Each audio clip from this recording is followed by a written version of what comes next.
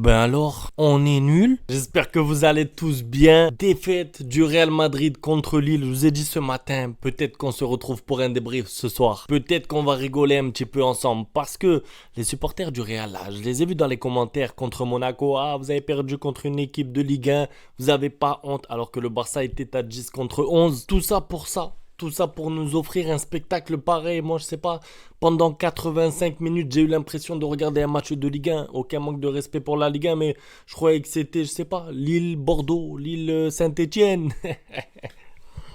Ils étaient nuls. Non, franchement, le Real Madrid aujourd'hui, je pense honnêtement et j'espère même que mes confrères madrilènes sur YouTube, sur Twitter, je sais pas où, eux-mêmes diront qu'ils ont été nuls. Parce que le match qu'ils ont fait aujourd'hui, vous avez même fait honte à la Liga espagnole qu'on vante en ce moment, le Barça, la Minyama, le Real, les Galactiques.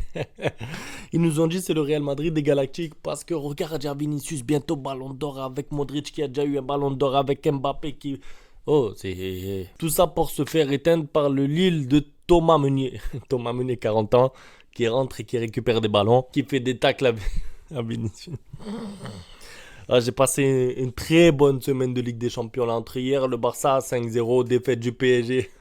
Maintenant, c'est au tour du Real Madrid. Franchement, un régal, ce nouveau format de Ligue des Champions. C'est marrant parce que aujourd'hui, quand j'ai vu la composition avec Hendrick, avec Vinicius et tout, je me suis dit, je vois pas comment le Real Madrid peut être embêté au point de perdre ce match. Au pire, tu peux faire match nul. Ils sont même allés rappeler Mbappé qui était malade. Il était blessé, il avait mal.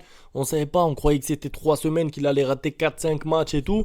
Tout d'un coup, Mbappé de retour, convoqué. Ils ont pressé son retour parce qu'ils ont fait match nul contre l'Atlético Madrid, je pense. Ils se sont dit, ça devient chaud pour nous. Il faut commencer à gagner des matchs parce qu'on est nul contre l'Atlético. On va pas être nul aujourd'hui contre Lille. Donc, ils appellent Mbappé et c'est pareil. C'est pareil. Ils sont nuls aussi. Ils prennent des cartons jaunes, ils font des fautes. Je vous dis, j'ai eu l'impression de voir l'Atlético Madrid, moi, dans ce match, parce que le nombre de cartons, je sais pas, je crois que le Real Madrid a pris 5 cartons jaunes, des Bellingham avertis, des fautes de Tchouaméni, des mains de Camavinga qui a peur du ballon, il met les mains. Non, plus sérieusement, on va essayer de revenir un petit peu sur ce match, mais franchement déçu du Real Madrid. Et j'ai même envie de dire l'impuissance. Moi, c'est vraiment le mot aujourd'hui, c'est l'impuissance. T'as l'impression que ce match, il aurait pu durer, je sais pas, 180 minutes consécutives avec un joueur de plus qu'ils auraient pas marqué. La seule chance pour qu'ils marquent, c'est qu'ils aient un Joselu dans leur équipe, qui le fasse entrer. Et à ce moment-là, avec un Joselu, oui, ils auraient pu une tête un petit peu chanceuse, un petit peu comme contre le Bayern Munich l'année dernière. Mais sinon, comme Joselu est parti, t'as pas le choix. Tu fais rentrer Mbappé et t'as un joueur avec le même profil que Vinicius. Et ça tourne en rond, ça fait des passes pour rien. Mais moi, ce qui me choque le plus dans ce Real Madrid, c'est le manque d'animation offensive. Parce que je vous le dis, je suis supporter du Barça. Le Barça a perdu contre Monaco, j'étais au stade. Le Barça a perdu à 10 contre 11, mais on a essayé de faire quelque chose. Le Barça a essayé de se chercher, a essayé de se trouver. Il y a eu un semblant d'animation et cela à 10 contre 11. Aujourd'hui, le Real Madrid a 11 contre 11. Il n'y a pas d'infériorité numérique, il n'y a pas de supériorité.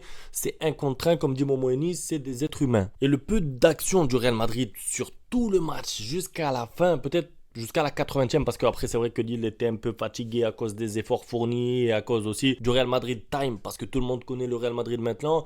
Évidemment à la fin on stresse quoi, les équipes elles ont peur de gagner, on dirait. Tout d'un coup ça y est, elles savent plus jouer, elles sont fortes tout le match et arrivé à la 82e minute, tous derrière, des erreurs, l'autre qui perd la balle, presque un partout, presque égalisation. Donc bon, il n'y a pas eu d'égalisation, c'est bien. Là où je veux en venir, c'est qu'ils n'ont rien proposé le Real Madrid. Ça veut dire que moi, si je suis supporter du Real Madrid, je regarde ce match du Real Madrid avec le nom qu'il y a aligné des Tchouaméni 100 millions, parce que il y en a qui vont me dire ouais mais le milieu ça manque de créativité, c'est vrai, je vous l'accorde, mais oh, on parle quand même d'un milieu de 100 millions d'euros là. Bellingham, le milieu Tchouaméni pareil 100 millions, tous les joueurs ils coûtent 100 millions là-bas, donc au bout d'un moment il faut qu'il y ait un peu de rentabilité aussi, et ça doit être des joueurs qui peuvent aussi créer du jeu, parce que c'est bien d'être solide, c'est bien de défendre, c'est bien de jouer contre Manchester City tous derrière à l'agonie, on se sacrifie parce que on est pour Madrid et parce qu'on aime le blason et tout. Moi d'accord, ça, il n'y a pas de problème, mais avec l'effectif que tu as, proposer un football comme ça, franchement c'est limite honteux, je vous le dis, parce que l'effectif actuel du Real Madrid c'est top 2 mondial, c'est top 3 si vous voulez. Pour moi, il y a Manchester City devant en termes d'effectifs. Et après, c'est le Real Madrid en termes d'effectifs. Il n'y a pas de débat. Et pourtant, quand tu vois le match, tu as l'impression de regarder, je sais pas. Je me mets même l'Atlético Madrid aujourd'hui face à Lille. Je suis convaincu qu'ils auraient offert plus de spectacles, qu'ils auraient proposé autre chose. Mais pourquoi? Parce que, encore une fois, une question de profil, une question d'entraîneur. Alors, on va pas revenir sur Ancelotti parce qu'il y a des fans de Madrid qui l'adorent. Et quand je critique le jeu d'Ancelotti, il y en a qui me disent oui, mais tu as vu, il a gagné 2 Ligues des Champions en 3-4 ans. C'est bien, mais est-ce que du coup, vous prenez du plaisir devant les matchs? Vous prenez du plaisir devant les matchs contre Lille en Ligue des Champions?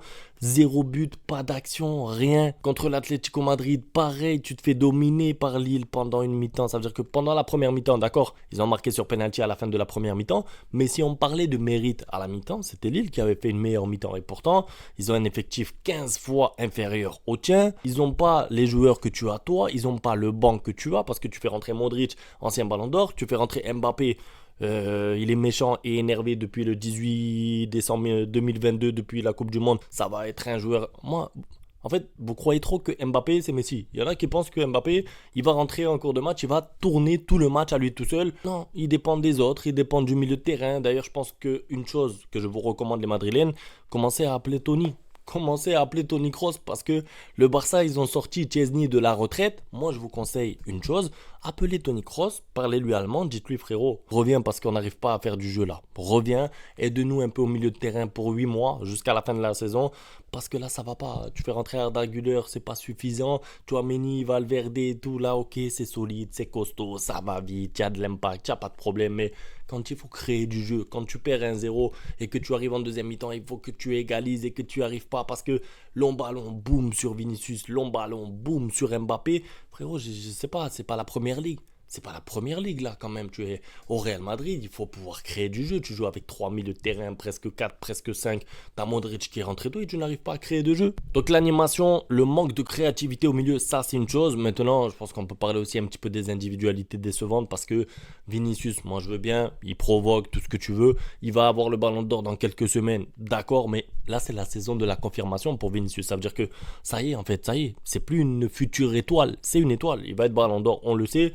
C'est bien, on l'applaudira. Je ferai une vidéo, je dirai bravo Vinicius. Mais quand tu es au Real Madrid, et ça a été le cas de Ronaldo, ça a été le cas de plein de grands joueurs, une grosse saison ne suffit pas. Alors il y en a qui vont me dire, il en a fait 2 des grosses saisons, il en a fait 3. Tu es titulaire au Real Madrid, tu vas avoir ton premier ballon d'or, il faut que tu enchaînes les saisons au top niveau. Le début de saison de Vinicius, moi c'est que mon avis, je le trouve mitigé, moyen, sauvé un petit peu par des pénaltys par-ci par-là, provoque beaucoup moins en 1 contre 1, perd des ballons bêtement, prend trop son temps. En fait, il commence, je trouve, à se regarder jouer. Avant, il prenait... Ça veut dire qu'avant, je me rappelle, j'ai connu le début de carrière de Vinicius au Real Madrid. Il prenait la balle, boum, il l'éliminait. Il était trop méchant, dangereux. Des fois, c'est vrai qu'il allait tout seul en sortie de but. Des fois, c'est vrai qu'il tirait mal en touche, en 6 mètres. Et c'est vrai qu'il s'entrait raté et tout. Tout ça, techniquement, je le sais, mais c'était un joueur méchant qui avait un objectif, c'était dribbler son adversaire direct. Maintenant, tu regardes Vinicius, il prend la balle, il contrôle, il regarde, il attend, il se replace.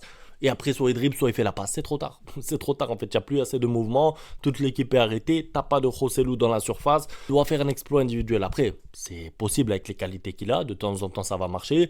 Il va regarder tranquille. Il va prendre son temps. Il va faire un 1-2, 1-2 avec Rodrigo ou avec Mbappé. Il va marquer, d'accord, je le sais. Ça va arriver parce qu'il est talentueux. Mais globalement, sur la plupart de ses actions, je le trouve en fait moins tranchant l'année dernière qu'il y a 2 ans et même qu'il y a 3 ans. Concernant Endrick, franchement, j'ai même pas envie d'en parler. Je sais pas, vous avez pensé quoi de Endrick? Il a pris un carton jaune aussi, il est énervé, il se bat bien, il est bagarreur, d'accord, il n'y a pas de problème, il tient bien sur ses appuis, mais footballistiquement parlant, ça donne quoi? Parce que les contrôles ratés, les contrôles trop longs, les remises ratées, voilà, je vous ai dit, moi, le Real Madrid, Ligue des Champions, c'est pas normal d'avoir un joueur comme Henry qui sait pas faire un contrôle, une passe. Au moins, Joselu, il t'a porté ça. Point d'appui, contrôle tranquille, passe sur le côté, soit Vinicius, soit en arrière à Bellingham. Là, il n'y a rien, il n'y a pas de cohésion en fait. C'est des longs ballons sur Henry, et ensuite, vas-y, tu pries, t'attends qu'il fasse un petit miracle, t'attends qu'il puisse dribbler, t'attends qu'il... Non, c'est pas le Real Madrid ça, c'est nul. Bon, en tout cas, ça fait longtemps que le Real Madrid n'avait pas perdu un match. Je crois qu'il y avait eu des matchs nuls et tout, mais pas de défaite. Et comme quoi, vous voyez, parce que ils ont critiqué comme par hasard le Barça qui avait perdu des points en France, en Ligue 1. Ah, vous avez perdu des points contre une équipe française. Le karma du foot a rattrapé tout ça. 15-20 jours après, boum, défaite à Lille. Improbable. Franchement, la défaite du Real Madrid à Lille, improbable. Historique. Kylian Mbappé qui gagne le match contre Kylian Mbappé. Bon, il n'a pas joué Kylian Mbappé était remplaçant, mais vous voyez ce que je veux dire. C'est fou. En tout cas, c'est le football qu'on aime. Et il y en a plein qui disaient le nouveau format de la Ligue des Champions avantage les gros. Moi, je sais pas. Parce que les gros, ils ont du mal sur les terrains plus petits. J'ai envie de dire, le Barça a eu du mal. L'Atlético, je crois qu'ils ont perdu aujourd'hui là-bas au Portugal à Benfica. Le Bayern était mené 1-0 un peu avant la fin aussi là-bas en Angleterre. Donc les gros vont perdre des points aussi. C'est pas des matchs gagnés d'avance. C'est tout pour la vidéo. En tout cas, j'ai pris du plaisir à la faire. Sachez-le. Désolé Madrilène, mais quand vous êtes nuls comme ça, moi je me régale. Voilà.